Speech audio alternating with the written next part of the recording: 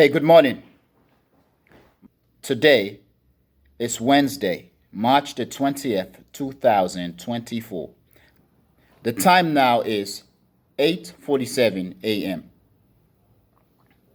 Today, I want to talk about democracy. Democracy in terms of the literal meaning as pertaining to the dictionary definition and the textbook definition, and also democracy as a figurative meaning, or democracy as a practical aspect of it. So basically, looking at democracy as a uh, literal reality, democracy as a figurative reality, democracy as a theoretical aspect or theoretical reality, and democracy as a practical aspect or practical reality. Now, as you listen to me, or as you watch the talk, one thing I want you to consider is a couple of questions.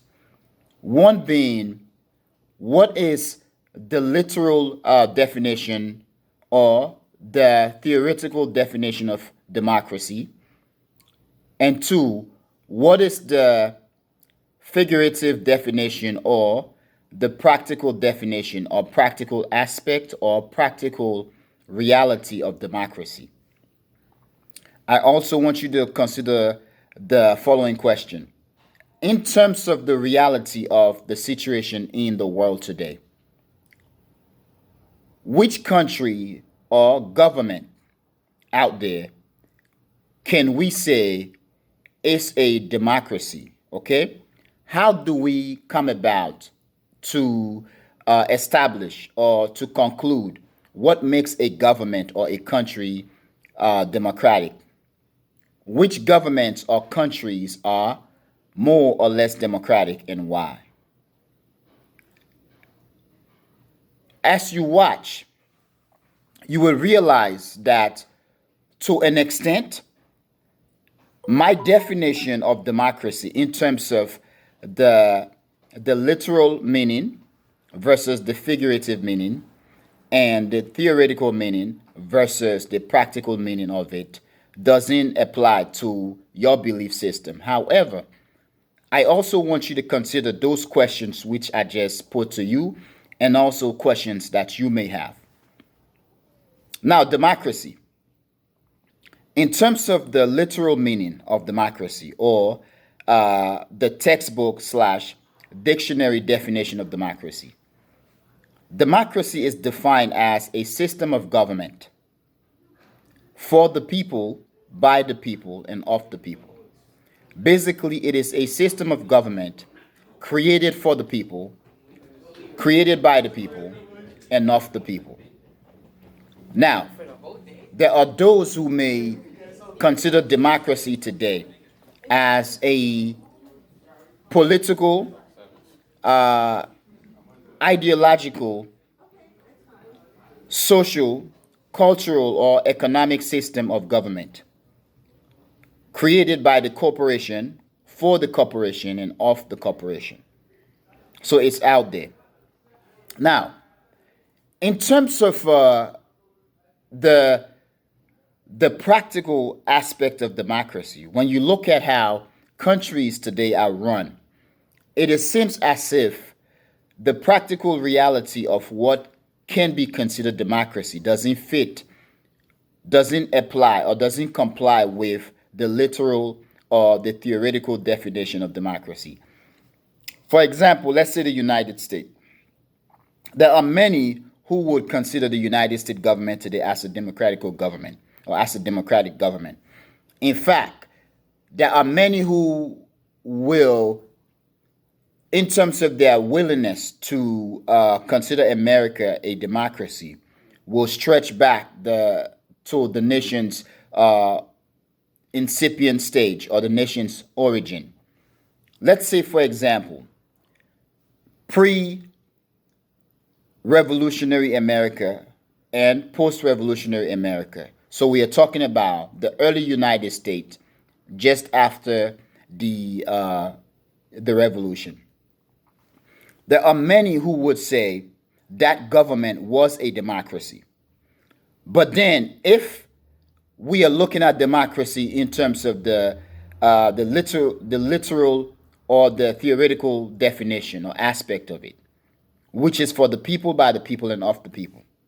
When you go into post colonial America, or let's say pre-revolutionary America and post-revolutionary America, during those days, yes, you can argue that the United States was a democratic government because there was a framework, whether before the Constitution was written or after the Constitution was written.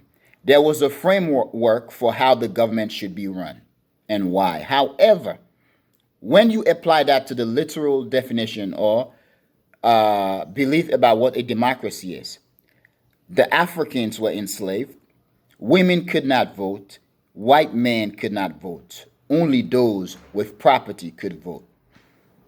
In that case, is it right that we consider the United States during the pre and post revolutionary era a democratic government or a democratic country?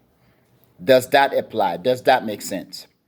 Now, when you look at the United States even today, in terms of what democracy is, you do have the literal aspect of it for the people, by the people, and of the people. However, democracy in the United States in the case is symbolic. It is cliche.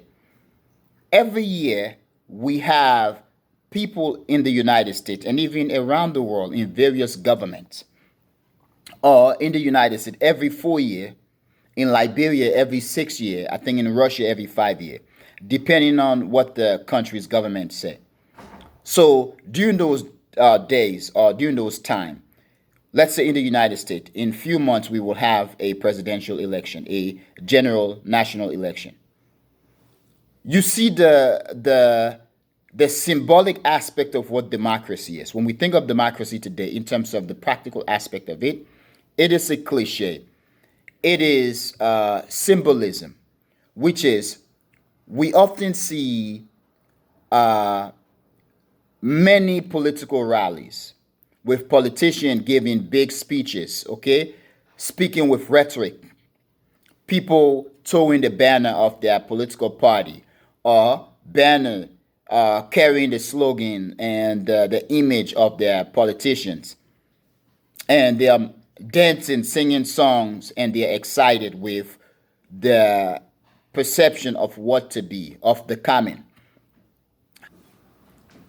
However, when those guys win the election, they come to power, they are inaugurated, okay, or they take their office.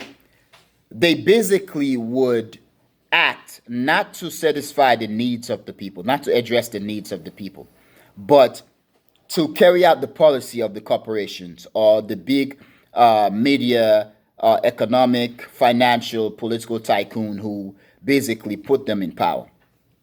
We see, for example, in the United States and in many countries around the world, the politicians come to power and they basically will cut tax for the rich and for the powerful and for the corporation. And the people starve. Okay? The people's basic needs are not being met. In this case, should we consider such governments democratic government? Okay? That is something that I want you to acknowledge or to raise question on. We see it in the United States every time. So, as much as many will define democracy as a system of government for the people, by the people, and of the people, in terms of the literal meaning, when I think of democracy and based on my experience, what I believe democracy is nothing but cliche, nothing but pageantry, nothing but a show off, especially by the rich and powerful country to the rest of the world. Now, in Africa, we do have democracy, okay? especially democracy in terms of the symbolic aspect of it, which is to go out and vote. But often, when our politicians win the elections, as PLO Lumumba would say, when you win election in Africa, it is as if you win a lottery. To be honest, it is the case around the world, not just Africa. Africa is not unique to these circumstances. But what I have observed about democracy pertaining to Africa, and in terms of the universal, the global aspect of it, democracy is a system by which the West used to sow division within governments in the weak and powerless countries. For example, in Africa and in many cases around the world, there are countries that when election is coming, there are many parties, political parties. Some countries have over 20 political parties. Sometimes during a national election, a general election, you may have over 200 people running for the office of the presidency. It is chaotic. In Africa, I have noticed that you will have various factions in government. When one faction is against the West or the rich and powerful Western countries or the United States, or not so much against, but doesn't toe the line of the West, you will have those who are Pan-Africanist, who, quote unquote, they may spread the notion among the people that they are there for the people. Oftentimes, the Western countries or the powerful countries will begin to side with the others. And because democracy is symbolic, it is about vote. Voting in this case means advertisement, campaigns, and rallies, and all these things, which cost money. So in this case, the rich and powerful countries, and in this case also the West, most especially the United States, will fund the campaign of those political parties or those section of the government that is pro-West or pro-America, and the others basically lose. So often we get government officials and political parties or factions fighting among one another. So what it is in Africa, in Liberia, and even in the United States to the greatest extent is politicians are much more in tune with trying to win the next election than addressing the needs of the people. Okay? So I do not see democracy in terms of the literal definition or the literal aspect of it. The most visible aspect of democracy that we are used to is the practical aspect of it, which in this case doesn't serve the needs of the people. It serves the needs of politicians and the country's narrative of being exceptional or being advanced while the people are hungry. We are democratic in Africa, but one thing I also notice in Africa, we are so democratic, but it doesn't matter how democratic the governments or the countries are, they are always not democratic enough for the West. So in this case, we in Africa are chasing a title, we are chasing a possibility, we are chasing a reality that no matter how much we accomplish, we will never be successful. We will never, or we would have never achieved enough for the outsiders who are the judge to give satisfaction, to get satisfied that we have accomplished the highest mark. Oftentimes, the West will scream democracy, freedom, prosperity, but always move the bar along. So this is something that I've noticed in Africa. Also, I've noticed situation where the whole aspect of democracy, as much as it is based today, in terms of the practicality of it, it is based on the symbolism of vote. People have ink on their finger because they are going to press their finger on the image of their favorite politician, okay? And also with the ink being the symbol of participation, the symbol of vote. We see reality in which Western government, and the US does that more than any, will carry this campaign of trying to observe an election. They're always, quote unquote, the observer of the election and the satisfier of the election result.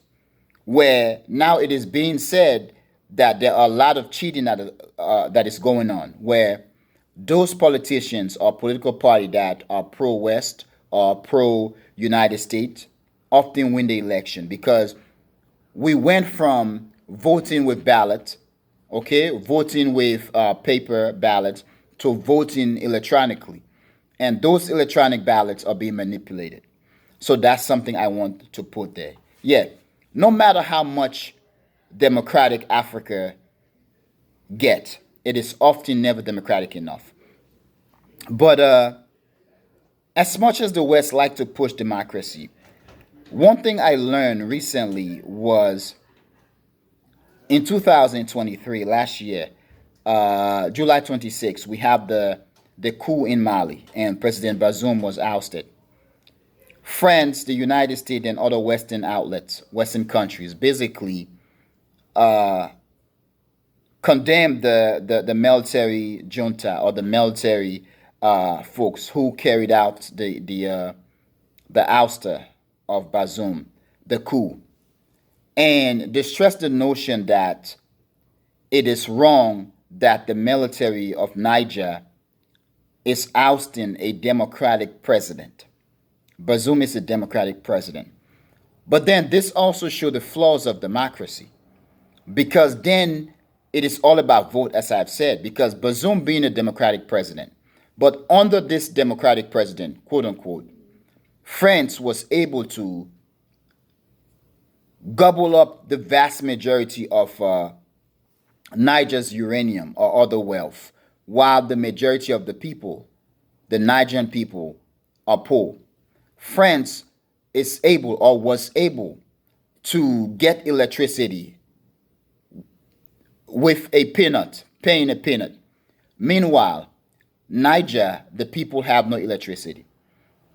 Under this democratic government, the United States is able to maintain base or bases in Niger, okay, or carried out whatever military activity in Niger using big facilities, okay, elaborate facilities that cost billions to build, okay, millions to maintain every year. Meanwhile, the people of Niger, they are poor.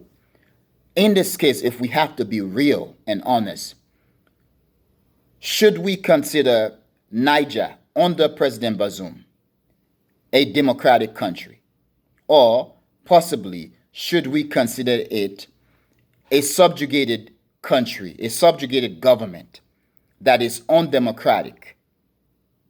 Okay? It could be democratic within itself in terms of Bazoum and his advisor doing their talk. But in terms of the reality of it, the general nationwide reality, was Niger under Bazoum a democracy or just a subjugated government that basically satisfied the need of its handlers or its supporters around the world while failing to satisfy the need or address the needs of the people? So I want to put that there. Now, in terms of democracy itself, I want to stress, because democracy today is much more symbolic in terms of vote, that's it. I think one solution that I would stress is that every country with at least a very established tax system must have an election tax. So this election tax will go about covering the cost of elections during election season. In this case, the officials running for office do not have to go raise money, especially from corporation, because the funding of elections will come from the inside, from the tax, from the people. However, there must be a mechanism by which they measure which official is not performing enough at a certain point that should drop from the race and the officials who meet certain criteria, who have performed to a certain extent, to certain baseline, will move to the next stage.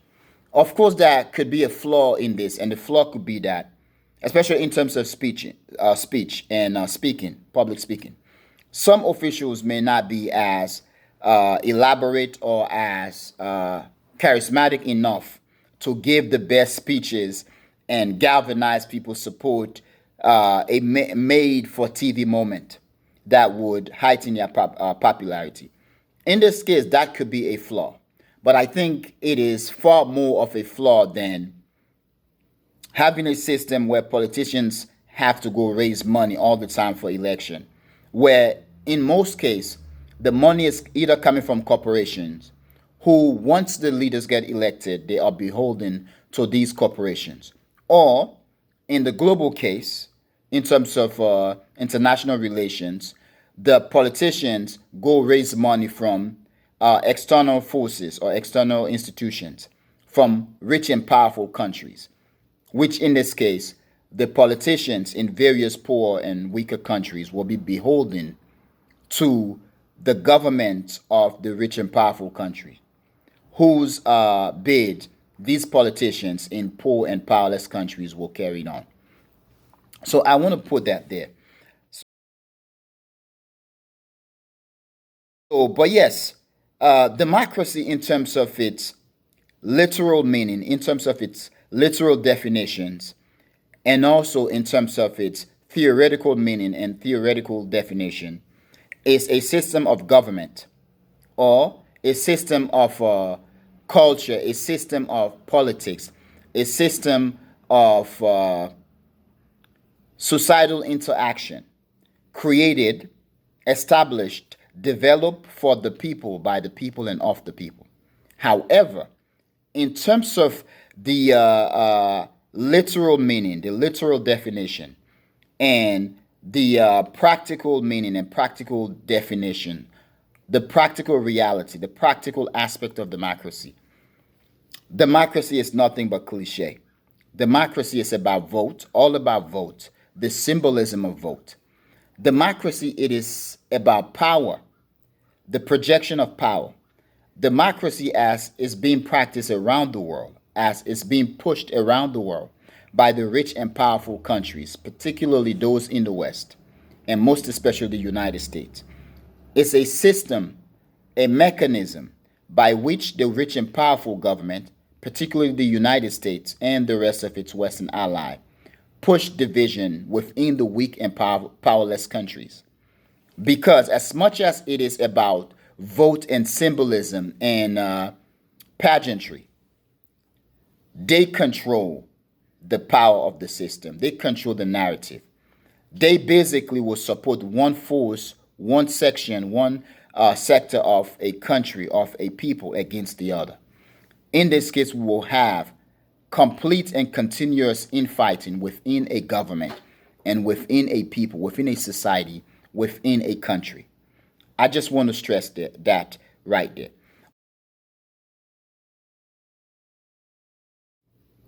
There are many aspects of democracy that can be seen in governments and countries throughout the world.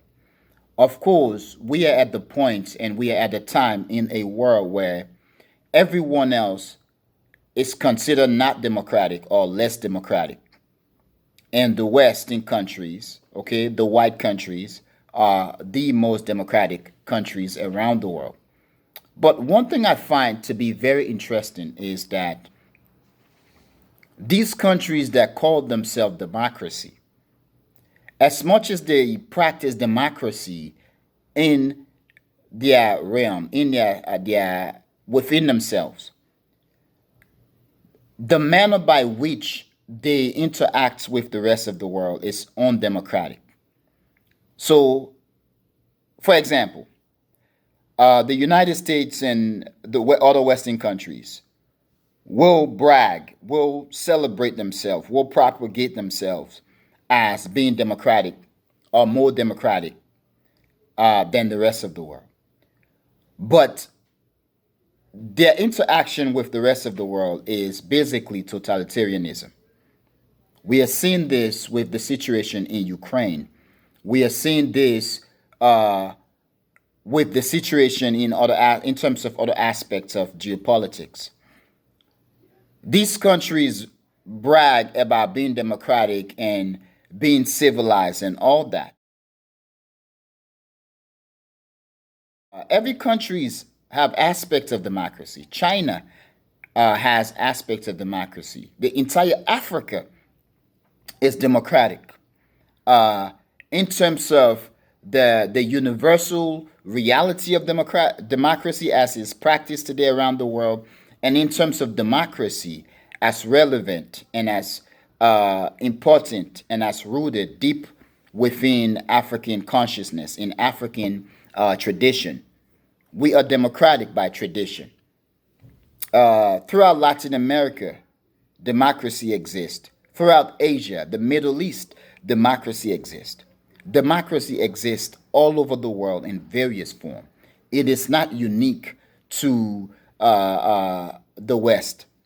In fact, the democracy, the type of democracy that, or the kind of democracy that is unique to the West, is becoming obsolete, and we are seeing it throughout the world that Western democracy is becoming nothing, or has been for the past how many years or decades, nothing but cliche, and the rest of the world is taking notice, especially in real time. We are seeing the undemocratic nature in which by which politicians within the Western countries interact with one another, the undemocratic nature by which Western citizens and politicians within the various Western countries treat or address minority groups within the West. Okay?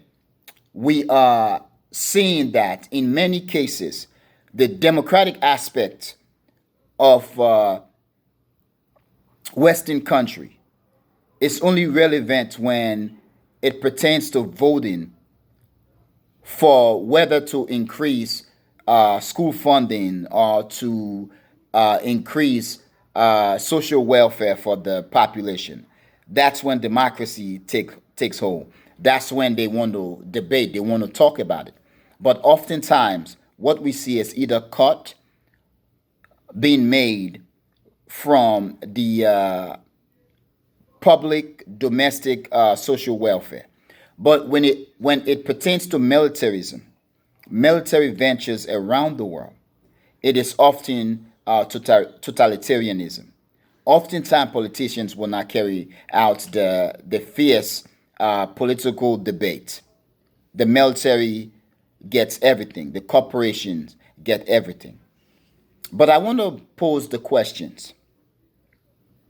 Should we consider governments that spend trillions of dollars or billions of dollars to engage in military ventures around the world democratic?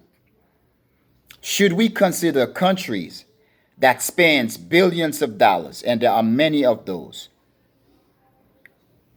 billions of dollars building and running military bases all over the world, while their people are struggling to make ends meet democratic?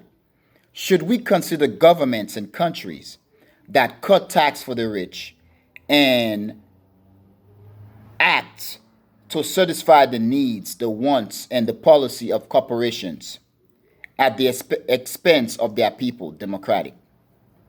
Should we consider countries and government that mistreat the poor as democratic?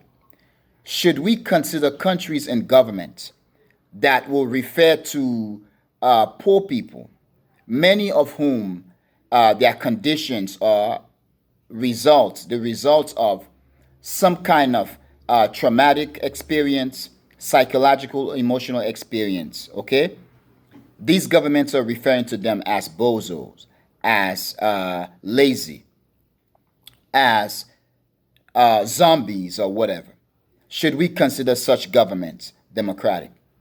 Should we consider governments that are failing to invest in education, okay, to make sure that every schools in every city and every towns get equal access, okay, equal resources, equal funding. Should we consider such governments democratic? Should we consider governments that scream and propagate and are loud by the whole concept of democracy?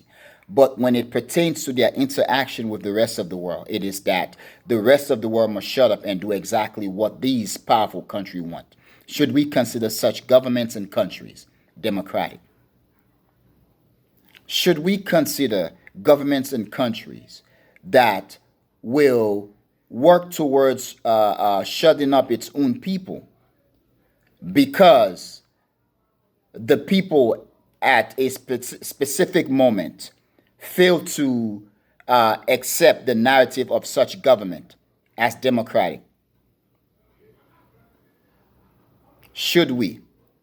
I am going to end here. Thank you very much for watching The Echoing Voice. Peace.